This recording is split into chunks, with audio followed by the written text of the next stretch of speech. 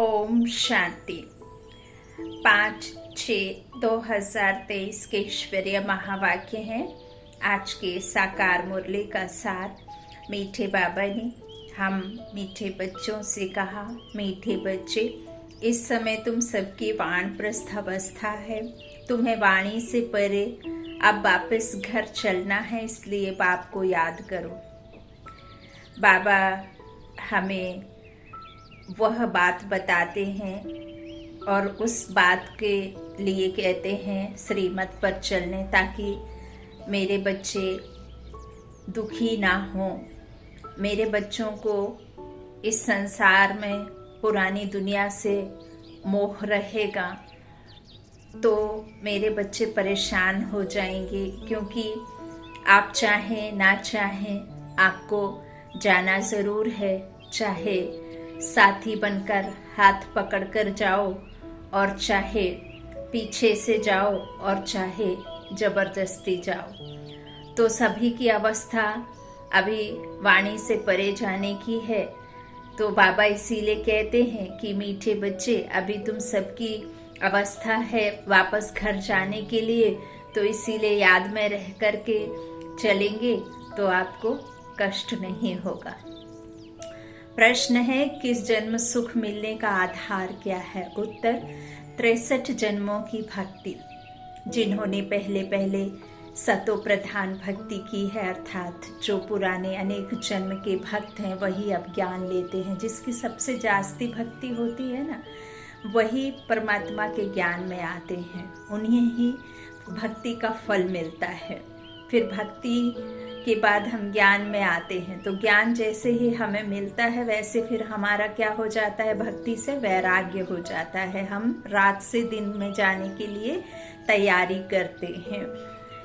देखिए, एक वो भक्ति होती है कि हमारे से भी ज़्यादा हम अनुभव करते हैं कि हम आपसे भी ज़्यादा कोई भक्ति में लीन होता है। दुर्गा, कृष्ण, गणेश, हनुमान जी और इतने सारे देवी देवताएं हैं, इतने सारे कुल देवी देवताएं हैं। 5 तत्वों का मतलब हर वीक में कम से कम 2-2, 3-3 त्योहार आते हैं। हर 2-3 त्योहार को वो इतने विस्तार और इतने अच्छी रीति से करते हैं पूजन पाठ।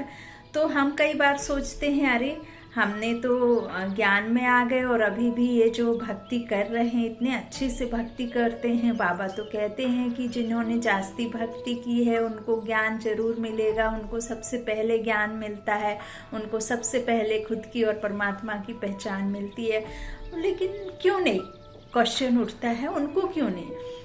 उसका कारण है, जब भी हम पूजन पाठ के समय या जब हम भक्ति में चलते थे, अब तो ज्ञान में आने से भक्ति का जो तरीका है वो बदल गया है। हम भले परिवार में रहते जाएं, लेकिन हमने उसका तरीका बदल दिया है, क्योंकि हमें जाना पड़ेगा। अगर कोई कहेगा कि मंदिर चलो या पूजा पाठ व्रत करो तो करना होगा, लेकिन फिर हमने उसे अलग तरीके से करना शुरू किया, क्योंकि हम जानते हैं कि मंदिर में विराजमान हम ही पूर्वज आत्माएं हैं, जिनके जड़ चित्र हैं, जो होकर गए, अभी आत्माएं नहीं हैं, सिर्फ जड़ चित्र हैं। तो उनका ही यादगार वो मंदिर में है। माना हम आत्माएं जब पुण्य आत्माएं थी, पवित्र थी, तो हम देवी देवता थे, और जब हम अपवित्र हुए तो हम मनुष्य योनि में आ गए। तो बाबा का जो ज्ञान है हमें मिला, तो अब हम भक्ति दूसरे तरीके से करते हैं। मंदिर में दर्शन करते हैं तो हम एक तरह से अपने ही स्वरूप को वहाँ देखते हैं।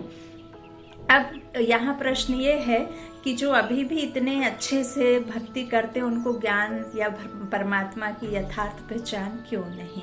क्योंकि वो किसी एक को नहीं मानते। इष्ट जो होते हैं ना, जैसे जब हम पूजन में बैठते थे या कोई जो पंडित जी आते थे, वो पंडित जी कहते थे अपने इष्ट को याद करो, अपने कुल देवता को याद करो, कहते थे ना। तो इष्ट माना एक है ना। अब ये जो बाबा कहते हैं व्यभिचारी और अव्यभिचारी है ना, तो अब बाबा कहते हैं कि पहले तुम्हारी अव्यभिचारी भक्ति, फिर व्यभिचारी, तो अब तो अति हो गई है ना। मनुष्यों को भगवान मान बैठे, 5 तत्वों को भगवान मान बैठे। कृष्ण को किसी ने कहा कि वो सब कुछ करके देते हैं, उस तरफ भाग गए। राधे की तरफ कहा, राधे की तरफ मन चला गया। कृष्ण की से छूट राधे की तरफ राधे से छूट, फिर दुर्गा की तरफ दुर्गे से छूट, फिर गणेश की तरफ गणेश से छूट, फिर हनुमान जी की तरफ, तो फिर ये कैसे कोई सुनेगा? सब तो एक साथ नहीं सुनेंगे ना। वो सोचेगा वो जा रहा है, वो सोचेगा वो जा रहा है। तो ऐसी भक्ति से फिर कैसे मिलेगा? जास्ती भक्ति अर्थात किसी एक के साथ आप चले, है ना। अच्छा, तो बाबा कहते हैं अनेक जन्मों के भक्त हैं, वही अब ज्ञान लेते हैं, उन्हें ही 21 जन्मों का सुख प्राप्त होता है। और जिनकी सबसे पहले सतो प्रधान भक्ति थी उनको। अभी तुम्हारा भक्ति का पाठ पूरा हुआ, भगवान तुम्हें भक्ति का फल देने आए हैं। भक्त भगवान नहीं हो सकते। हम सब आत्माएं भगवान को याद करती हैं। गीत है माता ओ माता तू है सबकी भाग्य विधाता। ओम शांति। बच्चों ने माता की महिमा सुनी। अब माता को तो भगवान नहीं कहा जा सकता, क्योंकि भगवान को तो पिता कहा जाता है, परम पिता। अब पिता है तो माता भी जरूर है। माता को बहुत मानने वाले हैं। माता है तो पिता भी हैं। माता अपने को भगवान कह ना सके। यह पॉइंट्स धारण करने की है। जगत अम्बा की कितनी महिमा है। ऐसे नहीं कि भगवान बाप सर्वव्यापी है, नहीं। इस संसार में रावण सर्वव्यापी है, और रावण के आने से, ये 5 विकार आने से आत्मा दुखी हुई। और आत्मा आज के समय में हर एक मनुष्य आत्मा, इस संसार में जितने भी मनुष्य आत्माएं हैं ना, सभी आत्मा उस परमात्मा को अलग अलग तरीके से याद जरूर करते हैं, भगवान को जरूर याद करते हैं। तो हर एक आत्मा में ये चाहत है भगवान को प्राप्त करने की, भगवान से सुख चाहना की, भगवान से प्रेम चाहने की, दुखों को दूर करने की। तो हर एक आत्मा दुख से पुकारती है भगवान को, लेकिन भगवान सर्वव्यापी नहीं है। हर एक आत्मा में भगवान कह सकते हैं कि है याद में, लेकिन आत्मा सो परमात्मा कहना बहुत बहुत बहुत रॉन्ग है ना। तो इस तरह बाप बैठ बच्चों को समझाते हैं भगवान व बाप सर्वव्यापी है, ऐसा नहीं। जब माता पिता कहा जाता है तो बच्चे भी हैं, है ना। भगवान तो हो ना सके, माता पिता कहा जाता है तो बच्चे भी हैं। अगर सर्वव्यापी है फिर तो सब भगवान है। अच्छा, यहाँ एक बात समझने की है। हम जब भी बहुत अधिक दुखी होते हैं या कोई उलझन में फंसे रहते हैं, कोई बहुत बड़ी मुसीबत आ जाती है, तो हम तुरंत कहते हैं भगवान क्यों? क्या आपको किसी और के घर का पता नहीं मिला दुख का पहाड़ गिराने के लिए? मैं ही बची थी, मैं ही बचा था एक, जिसके घर में आए दिन एक ना एक के बाद मुसीबतों का पहाड़ आता ही जाता है। अब आप खुद से पूछिए कि जब आपके द्वारा कोई विकर्म बन रहा था या कोई पाप हो रहा था, तो क्या उस समय आपने भगवान से परमिशन ली थी? उस समय आपने भगवान से कहा था कि मैं ये पाप कर रहा हूँ या कर रही हूँ, मेरे साथ में ये विकर्म बन गया है, अब ये विकर्म का मुझे आप फल देंगे या सजा देंगे? वो भी फिर भी देखिए, परमात्मा सजा नहीं देता है, धर्मराज सजा देता है। तो जब आपने उस समय नहीं पूछा तो आप उसको दोषी क्यों ठहराना? ये तो गलत है। वो तो सिर्फ और सिर्फ सुख देने आया है। तो बाबा कहते हैं फिर तो सब भगवान है। फिर तो अगर सर्वव्यापी भगवान है तो सभी भगवान, फिर तो भगवती भी हो नहीं सकती। सर्वव्यापी के ज्ञान में भगवती तो रही नहीं, सभी भगवान है। तो आत्मा ही पिता हो गई, माता तो रही नहीं। यह बड़ी अच्छी समझाने की बात है। तुम जानते हो कोई भी आत्मा अपने को भगवान कह नहीं सकती। भक्त कहें हम भगवान हैं तो फिर माता सिद्ध हो नहीं सकती। जिसका शरीर है, जो माँ के कोख से जन्म लेते हैं, वो तो भगवान हो ही नहीं सकते किसी भी हालत में। यहाँ तक कि देवी देवता भी भगवान नहीं है। देवी देवता को बनाने वाला भगवान है, वो है परम पिता, जो अशरीरी है, जिसके माता पिता नहीं, वो खुद माता पिता इस सृष्टि का रचता है, रचयिता है। उसने सुख की दुनिया की रचना कराई ब्रह्मा के द्वारा, फिर उनको भगवान ने भगवती भगवान बनाया, कृष्ण प्रिंस प्रिंसेस बनाया, राधे कृष्ण बनाए। फिर उन्हीं ने अपने स्वयंवर के बाद जब उनका रजो अवस्था होती है सतयुग की, तब उनका राज्य शुरू होता है लक्ष्मी नारायण का। बाबा कहते इस तरह भक्त कहे हम भगवान हैं तो फिर माता सिद्ध हो नहीं सकती, और फिर भक्त तो पुनर्जन्म लेते हैं, आत्मा पुनर्जन्म लेती है ना। भगवान जो परमात्मा है वो पुनर्जन्म नहीं लेते, वो तो कल्प में एक बार ही आते हैं, वो भी अवतरण लेते हैं। भगवान तो पुनर्जन्म ले नहीं सकता। ऐसे तो नहीं भगवान को अपना शरीर है। पहले भी मैंने कहा, आज भी रिपीट करती हूँ, कई बार रिपीट करना पड़ता है क्योंकि कई नए भाई बहन, नए बाबा के बच्चे मुरली सुनते हैं, इसके लिए कई भाई बहन समझते होंगे ये बहन तो बार बार एक ही बात रिपीट करती है, लेकिन उसके पीछे एक कारण है, क्योंकि हर रोज एक नया बच्चा बाबा का बनता है तो उसको इजी होता है समझना, इसीलिए। तो जैसे भगवान है ना, कई कहते हैं कि कैसे भगवान किसी के और तन ब्रह्मा का ही क्यों लिया, किसी और का क्यों नहीं लिया, है ना। तो देखिए भगवान का वो रथ है जो पहले जन्म में जाकर के सतयुग में प्रिंस बनते हैं, निर्विकारी दुनिया का जो मालिक बनता है, ब्रह्मा सो विष्णु, विष्णु सो ब्रह्मा। तो वही उनका 84वां जन्म है, और 84वें जन्म के अंत में परमात्मा इनके तन का आधार लेते हैं, क्योंकि वो कृष्ण की आत्मा है और वही ब्रह्मा बनते हैं। तो ब्रह्मा तन में आधार लेते हैं, लेकिन वो ब्रह्मा नहीं रहते हैं, वो लौकिक में लेखराज रहते हैं। उनका नाम हीरे के व्यापारी हैं, बहुत बड़े बड़े राजाओं महाराजाओं के घर में जाकर के बहुत पारखी कहते ना, नज़र बहुत अच्छी, उनका बहुत सारे उनके साथ में एक्सपीरियंस है भक्ति के, सबसे जास्ती भक्ति उन्होंने की, 12 गुरु थे उनके। तो ब्रह्मा का नाम भी स्वयं परमात्मा ने जब रखा, जब उनके तन का आधार लिया, जब उनको उनका बताया और जब उनको समझाया, तब वो फिर जब समर्पण हो गए, है ना। तो परे ते परे रहने वाला जब पार ब्रह्म परमेश्वर इनके तन में आया, तब इनका नाम ब्रह्मा पड़ा। उन्होंने रखा, किसने? शिव ने रखा। तो शिव की रचना, ये बच्चा है भगवान का। तो और किसी का रथ लेंगे तो संभव नहीं, छोटे बच्चे का लेते हैं तो ठीक नहीं, कोई बहुत बड़े कहना चाहिए एक्टर के तन में आते हैं या कोई बहुत बड़ी हस्ती के तन में आते हैं, तो सेल्फी में समय निकल जाएगा। भगवान के पैर में छाले पाड़ देंगे, क्योंकि वो साकार में आएंगे तो उनके तन में भगवान, तो उनके पैर कुचली हो जाएंगे। ज्ञान हम कल सुन लेंगे, आज हमारा धंधा चल पड़ेगा, आप हमें एक सेल्फी दिला दो, मतलब हम आपके साथ सेल्फी ले लें।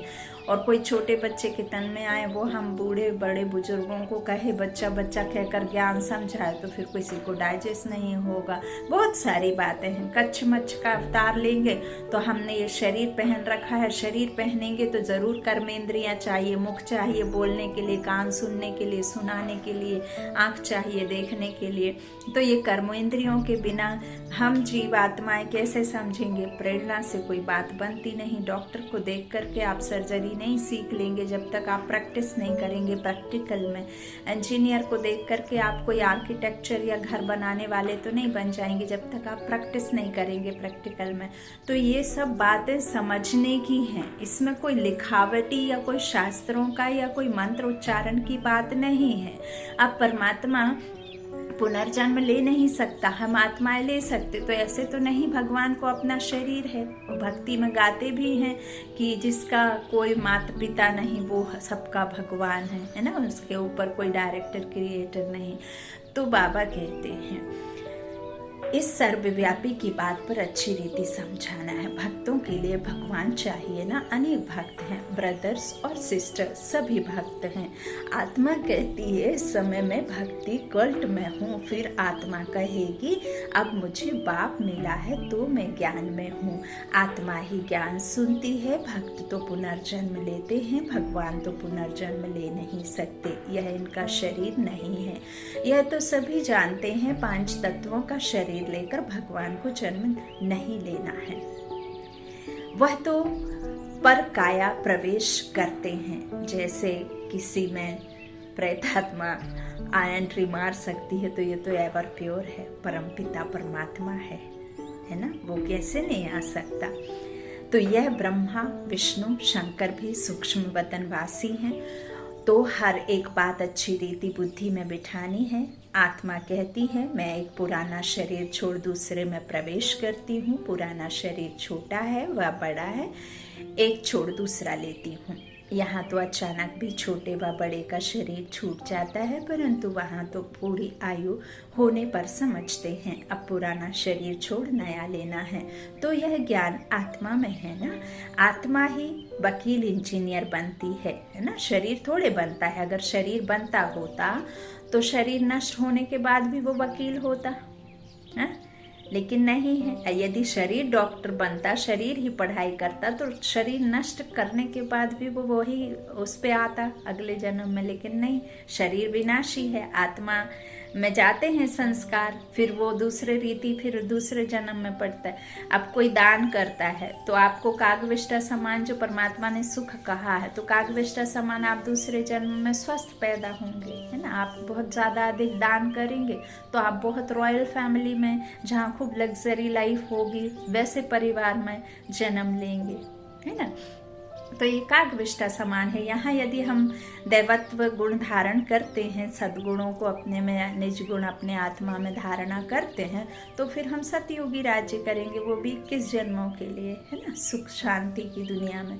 तो बाबा कहते हैं इस तरह से छोटे व बड़े का शरीर छूट जाता है, परंतु वहाँ तो पूरी आयु होने पर समझते हैं अब पुराना शरीर छोड़ नया लेना। 150 वर्ष आयु गोल्डन एज कहा है, उसे ही फिर स्वर्ग की दुनिया कहा है, जहाँ यहाँ भी लौकिक में, इस कलयुग में भी यदि आप किसी का देखते हैं कि किसी की आयु 100 वर्ष से ऊपर हो जाती है तो खूब ढोल नगाड़े पीट करके उनको विदाई देते हैं। कोई रोता नहीं, बहुत खुशी खुशी उस शरीर को देहांत होने के बाद में देह को अंत करते हैं, उसका सब कुछ करते हैं, बहुत खुशी से करते हैं, नगाड़ों के साथ में विदाई देते हैं। क्यों देते हैं? क्योंकि ऐसा माना जाता है कि उनकी जितनी आयु थी उन्होंने बहुत अच्छे से जी ली, बहुत सुख में उनका जीवन था, किसी को तंगाया नहीं, जीते जी करते करते करते चले गए, बहुत ही अच्छी आत्मा थी। देखो कितने वर्ष आयु हो गई, जबकि आजकल तो इतने छोटे छोटे बच्चों का ठिकाना नहीं है, किसी को 22 साल में, किसी को 15 साल में अटैक आ रहा है, लेकिन इन्होंने देखो कितना अच्छी आत्मा थी, इतने ज़्यादा जी लिया, है ना। तो परमात्मा कहते हैं कि देखिए ऐसा नहीं है कि आपका शरीर ही नहीं छूटेगा या आप मरेंगे ही नहीं, आप सदा रहेंगे, है ना। जैसे कहते थे ना कि हनुमान जी कभी मरते नहीं, ये नहीं मरते, वो नहीं मरते। अब हनुमान कौन, राम कौन, सीता कौन, कृष्ण कौन, बलदेव कौन, कार्तिकेय कौन, कुछ भी नहीं जानते ना। तो बाबा कहते हैं इस तरह से जो भी है 150 वर्ष आयु माना गोल्डन एज। स्वर्ग की दुनिया में 150 वर्ष की आयु होती है, ना एक दिन पीछे ना एक दिन आगे, जब और उधर बुढ़ापा भी महसूस नहीं होता, वहाँ पे कोई बूढ़ा नहीं होता। लेकिन आत्मा जब ये सोच कर के पाठ बजाती है कि मेरा आयु आज 150 वर्ष हो गया, उसको आभास हो जाता है, वो अपना शरीर छोड़ती है और दूसरा नया बच्चे का शरीर ले लेती है दूसरे परिवार में जाकर। तो ये बाबा कहते हैं कि वहाँ पे क्या, एक छोड़ दूसरा नया लेना है। तो यह ज्ञान आत्मा में है ना। आत्मा पुनर्जन्म लेती, परमात्मा के लिए तो नहीं कहेंगे। ब्रह्मा विष्णु शंकर को भी परमात्मा नहीं कहेंगे, वे भी सूक्ष्म वतनवासी हैं। बाबा तो मूल वतनवासी है ना। निर्वाण धाम शांति धाम का मालिक और हम बच्चे, तो और कोई नहीं समझते कि परमात्मा मूल वतन निर्वाण धाम में रहने वाले हैं। निर्वाण धाम अर्थात यह वाणी से परे धाम है, इसलिए वानप्रस्थ नाम पड़ा है। क्योंकि जैसे हम आत्मा है, शरीर छूट जाता है तो आत्मा बोल बता थोड़ी सकती है बिना शरीर के, और शरीर भी आत्मा के बिना कुछ नहीं कर सकता। तभी तो उसके साथ आप चीरो फाड़ो जलाओ कुछ भी करो, उसको दर्द नहीं होता। जब तक आत्मा है शरीर में तभी तक बीमारी है। कितनी भी भयंकर बीमारी हो, चोट लगने से आपको नॉन स्टॉप ब्लीडिंग हो रही हो, घंटों से रात दिन 2 दिन ब्लीडिंग हो रही होगी किसी चोट लगने से, और आपकी आत्मा जैसे ही शरीर छोड़ देती है वो सेकंड्स में ब्लीडिंग स्टॉप हो जाती है ना, मतलब सब कुछ आत्मा शरीर के द्वारा करती है। लेकिन वो परम पिता परमात्मा है ना, वो वाणी से परे अवस्था में रहने वाली परम धाम के निवासी हैं। हम वहाँ से आते हैं, लेकिन हम वहाँ रहते नहीं हैं। हम आते हैं, शरीर लेते हैं, छोड़ते हैं, शरीर लेते हैं, छोड़ते हैं। फिर ऐसे 5000 वर्ष जिसका जब जब ड्रामा में पाठ होता है, सबसे आदि में परमात्मा के ब्राह्मण बच्चे आते हैं। फिर और जो थोड़ा बहुत ज्ञान सुना वो त्रेता के अंत तक आ जाते हैं। फिर द्वापर से तो सभी धर्म और धर्म आने शुरू हो जाते हैं, और कलयुग के अंत तक तो सभी आ जाते हैं, जितने भी हैं करोड़ों आत्माएं शरीर ले लेती हैं। तो परमात्मा कहते हैं कि तुम वहां रहते नहीं हो, तुमको कर्म में आना पड़ता है, एक शरीर छोड़ दूसरा लेना होता है। लेकिन मैं नहीं लेता, मैं कल्प में एक ही बार लेता हूँ, बाकी मैं वहां रहने वाला हूँ। निर्वाण धाम अर्थात यह वाणी से परे धाम है, इसलिए वानप्रस्थ नाम है। वाणी से परे अवस्था में जाने के लिए 60 वर्ष की आयु के बाद जब बूढ़े होते हैं तो वानप्रस्थ लेते हैं। कहते हैं कि अब इन्होंने सब कुछ देख लिया, बच्चे भी बड़े हो गए, अपने सब कर्तव्य पालन कर दिए, सबकी शादी ब्याह कर दी, सब कुछ हो गया। अब मैं तो जाता हूँ, परिक्रमा करता हूँ, चलो हमारा टिकट करा दो तो हम 4 धाम की यात्रा कराएं, ऐसे कहते हैं ना। लेकिन यहाँ परमात्मा कहते हैं वो यथार्थ नहीं है, यथार्थ यहाँ है। ये संसार अभी जो है, जो बेसहार का संसार है ये कलयुग में, अब इस समय सबकी वाणी से परे जाने की, सबका कयामत का समय है। कोई रुकेगा, कोई नहीं रुकेगा, ऐसा नहीं, सबको ही जाना है वाणी से परे। बाबा कहते हैं उसमें बूढ़े होते हैं तो वानप्रस्थ लेते। यहाँ तो तुम छोटे बड़े सब समझते हो कि हम वानप्रस्थ ही हैं। आत्मा कहती है मुझे वाणी से परे स्थान में जाना है। आत्मा को मेल कहा जाता है। जब शरीर में आती है तब आत्मा कहती है इस समय मुझे मेल अथवा फीमेल का तन मिला है। आत्मा को अब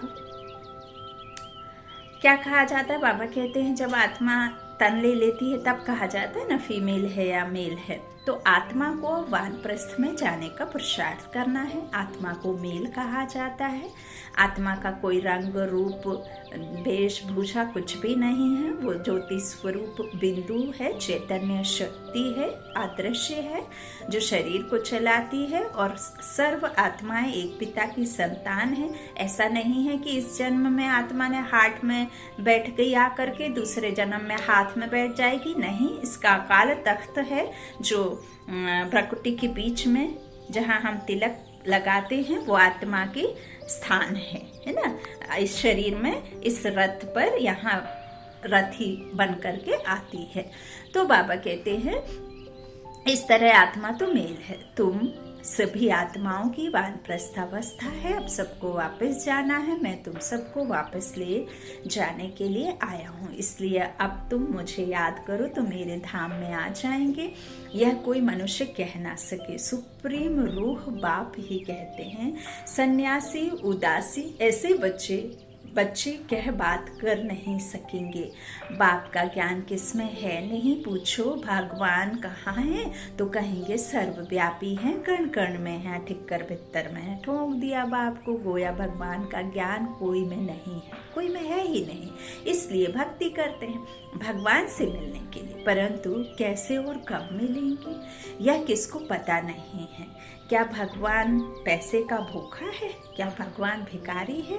क्या भगवान ऐसा है जो खाने की लालसा रखता है ना? लेकिन हमें तो सब ऐसे ही बताया गया कि इतना दान दक्षिणा दो तो भगवान का हम पाठ करेंगे तो खुश हो जाएंगे, आपको धन धान्य से भरपूर करेंगे, है ना। वो दाता है, वो क्या लेगा? वो तो सबका रचता है, वो क्या हम रचनाओं से कुछ लेगा? जब उसे आना ही नहीं दुनिया में तो उसको क्या करना सुख दुख से, है ना।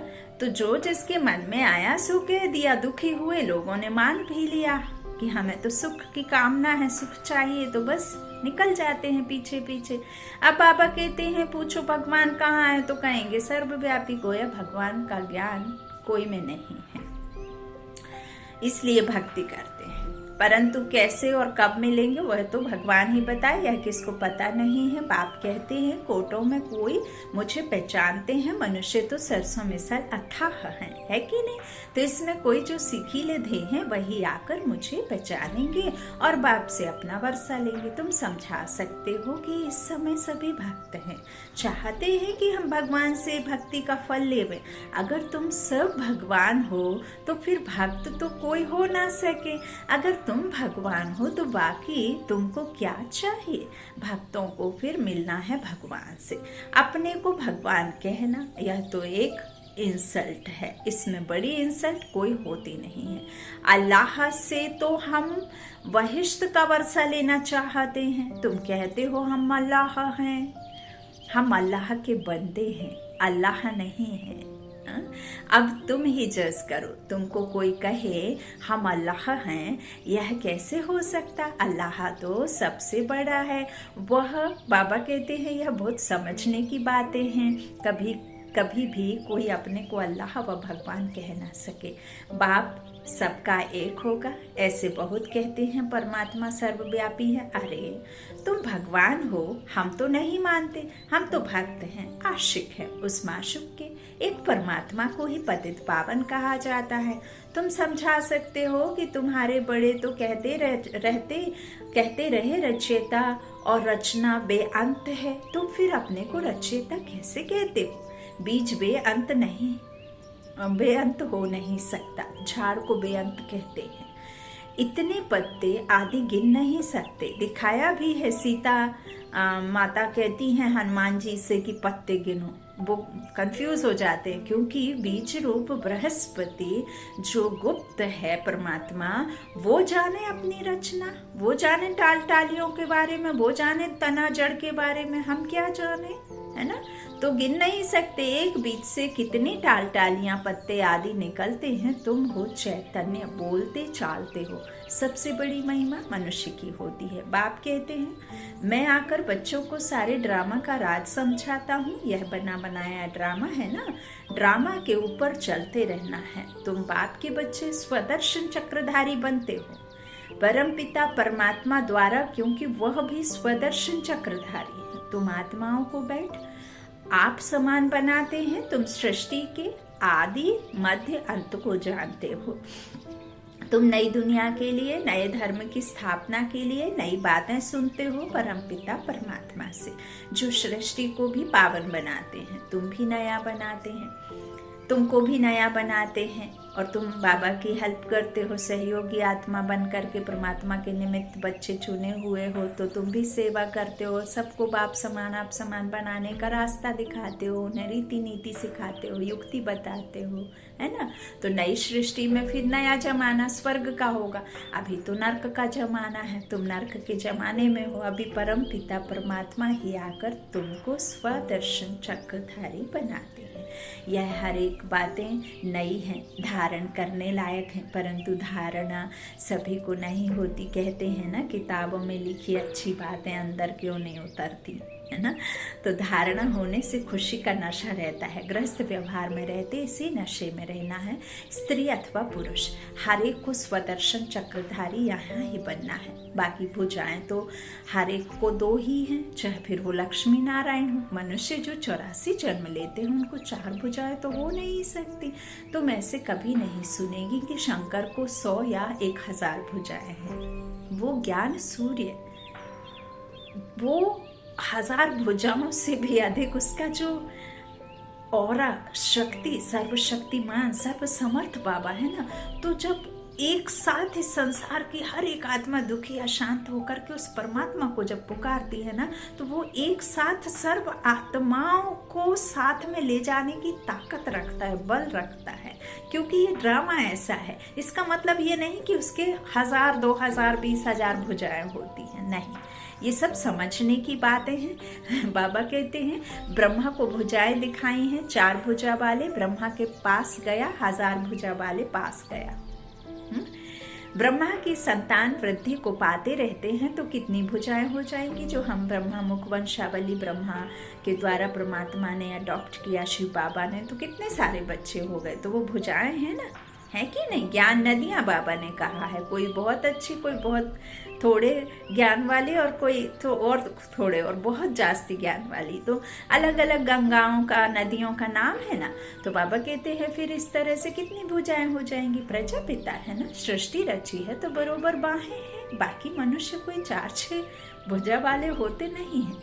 आजकल एडिटिंग में देखो दिखा देते हैं रेलवे किनारे इतने सारे फन लेकर के ऐसे नाग छाया कर देता है बच्चे के ऊपर। तो देखो ये सब शरीर निर्वाह अर्थ चलाने के लिए मीडिया पर डाल करके सब्सक्राइबर बढ़ा करके अपना पालना करना है एक तरह से। ऐसा कुछ होता नहीं है। ये काले सिर के जो दिमाग में आया ना, तो उसने इतना सारा दिमाग में जो भरा हुआ है तो वो अपनी कमाई का एक साधन बना लिया, लेकिन उससे आपकी सदगति नहीं हो जाती, उस ज्ञान से आपको मुक्ति नहीं मिल जाती है ना।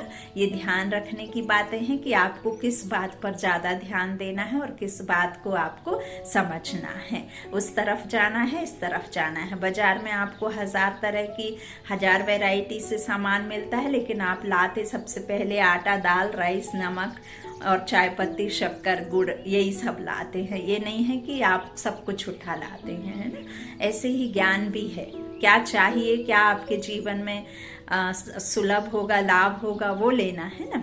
फिर आप कहीं भी सुनो। अच्छा, तो बाबा कहते हैं कोई 4-6 भुजा वाले नहीं होते। सूक्ष्म वतन में तो कुछ है नहीं, वहां तो शरीर नहीं है ना, सिर्फ साक्षात्कार के लिए है। वो भी संगम पर परमात्मा ने वो रचा हुआ है ताकि हम साक्षात्कार कर पाए। तो यह सब बाप बैठ समझाते हैं, कहते हैं। इसने दादा ने भी बहुत शास्त्र पढ़े, गुरु किए हैं, वह है भक्ति मार्ग। तुम्हारा भक्ति का पाठ पूरा हुआ, तुम ऑलराउंडर हो। शुरू से लेकर तुमने सबसे जास्ती भक्ति की है। भक्त तो इस समय बहुत हैं, तुम तो थोड़े बच्चे हो, मुट्ठी भर हो ना।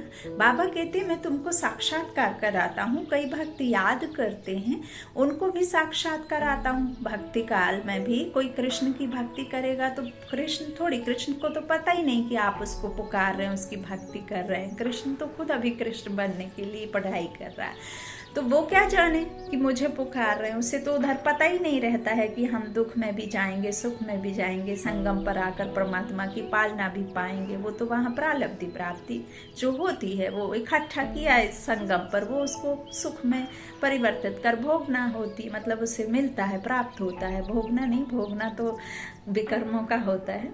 अच्छा, तो बाबा कहते हैं फिर मैं ही भक्ति का फल देता हूँ, क्योंकि मैं जानता हूँ कि तुम बच्चे कृष्ण को पुकार रहे हो ना, तो तुमने ही सतो प्रधान भक्ति की है, तो जरूर तुमने ही जास्ती जन्म लिए हैं। 63 जन्म तुमने भक्ति की है, उसकी एवज 21 जन्म तुमको सुख मिलता है। कितने समझने की बातें हैं। इसलिए नए जो आते हैं उनसे फॉर्म भराया जाता है। फॉर्म बड़ा अच्छा है। तुम्हारा गुरु कौन, गुरु किया तो जरूर भक्त ठहराना। तुम्हें भगवान हो तो गुरु क्यों किया। भगवान को गुरु कैसे बनाएगा। भक्त भगवान से मिलने लिए गुरु करेंगे। तुम भगवान खुद ही हो, बाकी गुरु से क्या बनेंगे।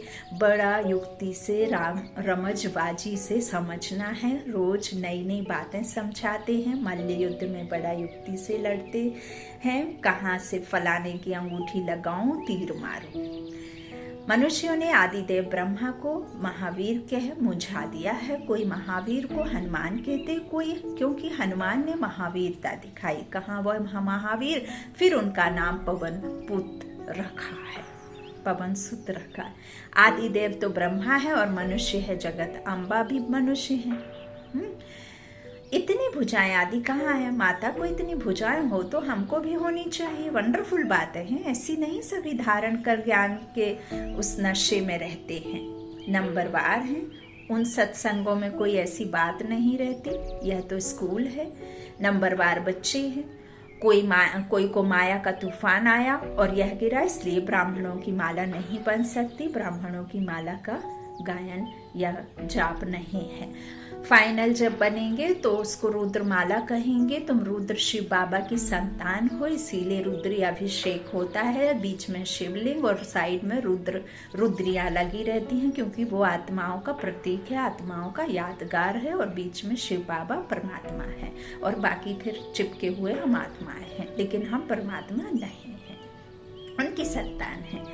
तो शिव बाबा की संतान हम रुद्र हैं। रुद्र यज्ञ रचते हैं तो रुद्र का चित्र बड़ा बनाते हैं, बाकी छोटे छोटे सालिग्राम बनाकर पूजा करते हैं। बाप बैठ गुहा बातें सुनाते हैं, जो सर्विसेबल बच्चे होंगे उनको अच्छी रीति धारणा होगी और समझा सकेंगे। यह तो बड़ा सहज है, हम आत्मा है, कहते हैं ब्रदरहुड हैं। आत्माएं सब भाई भाई हैं, भाई भाई के हैं फिर आपस में लड़ते हैं। जब कहते हो ब्रदरहुड फिर फादरहुड कैसे हो कहते हो खुद को, सब ईश्वर कैसे कहते हो, हाँ? सब भगवान भाई भाई कैसे हो सकते हैं? वह तो सब आत्माओं का बेहद का बाप है। कितनी सहज बातें हैं। तुम जानते हो ब्रह्मा द्वारा नई दुनिया की स्थापना होती है, फिर आहिस्ते आहिस्ते बढ़ती है, 1 से 2, 2 से 4 होते हैं, ऐसे वृद्धि को पाते रहते हैं। बरोबर प्रजापिता ब्रह्मा है तो जरूर नई सृष्टि रचता होगा ना। जगत पिता वह है रचने वाला, तुमको रचा है। प्रजापिता ब्रह्मा द्वारा नई प्रजा की रचना रचते हैं, अर्थात पुरानी को नया बनाते हैं, फिर नई से पुरानी, पुरानी से नई होनी है। यह ड्रामा ऐसे ही चलती है। मनुष्य फिर समझते हैं सागर में पीपल के पत्ते पर आया, अच्छा उसको फिर किसने रचा? यह बाप बैठ समझाते हैं कि नई प्रजा कैसे रचते। वहाँ स्वर्ग में गर्भ जैसे कि क्षीर सागर में आराम से बैठे हैं, उस समय कोई ज्ञान नहीं रहता। शास्त्रों में तो कैसी बातें लिख दी हैं, प्रलय भी बड़ी और छोटी दिखाते। वह कहते हैं प्रलय होती है, बाप कहते हैं प्रलय कभी होती नहीं। प्रलय हो जाए तो फिर दुनिया ही खत्म हो जाएगी, दुनिया खत्म हो जाएगी तो फिर रचना कैसे रचेंगे रचता बाप। तो मैं आता हूँ ब्रह्मा द्वारा भारत को पतित से पावन बनाने। पतित दुनिया में मुझे आना पड़ता है। तुम जानते हो कल्प कल्प हम बच्चे बाप द्वारा भारत को पतित से पावन बनाने, पतित दुनिया में मुझे आना पड़ता है। बाबा कहते हैं यह भी तुम जानते हो कि कल्प कल्प हम बच्चे क्या करते, बाप द्वारा भारत को पतित से पावन बनाते हैं। एक एक को भूं भूं करते हैं, सब विकारी पतित हैं, बाप है पतित पावन। उन द्वारा हम भी खुदाई खिदमतगार बनते हैं, हम भी पावन बनते हैं और फिर औरों को बनाते हैं। अच्छा, माता पिता बाप दादा का मीठे मीठे सिकेले दे बच्चों प्रति याद बार और गुड मॉर्निंग। रूहानी बाप की रूहानी बच्चों को नमस्ते। धारणा के लिए मुख्य सार। पहला बाबा ने कहा इस बने बनाए ड्रामा पर चलते रहना है, ज्ञान का सिमरन कर स्वदर्शन चक्रधारी बनना है, सदा खुशी में रहना है, भक्तों को भगवान का सत्य परिचय देना है, भटकने से छुड़ाना है, ब्रह्मा की मददगार भुजा बन खुदाई खिदमतगार बनना है। वरदान अपने शुभ भावना के संकल्प से हर आत्मा में उत्साह भरने वाले सच्चे सेवाधारी भव। आप बच्चों की शुभ भावना है कि हर आत्मा बाप से प्राप्ति की अंजलि ले लेवे। इसी शुभ भावना का फल उन आत्माओं को अनुभव करने का बल मिलता है। शुभ भावना के संकल्प में बहुत बड़ी शक्ति है जो चारों ओर के वातावरण को बदल देती है। तो सच्चे सेवाधारी वह हैं जो स्वयं भी उत्साह में रहते हैं और सेवा भी उत्साह से करते हैं और अन्य आत्माओं में भी बाप के परिचय द्वारा उत्साह भरते हैं। उत्साह ऐसी चीज है जो उसके आगे परिस्थिति कुछ भी नहीं है, वह वार करने के बजाय बलिहार हो जाती है। स्लोगन बाप दादा से अटूट प्यार हो तो ईश्वरीय मर्यादाओं पर चलना सहज अनुभव करेंगे। बाप दादा से अटूट प्यार हो तो ईश्वरीय मर्यादाओं पर चलना सहज अनुभव करेंगे।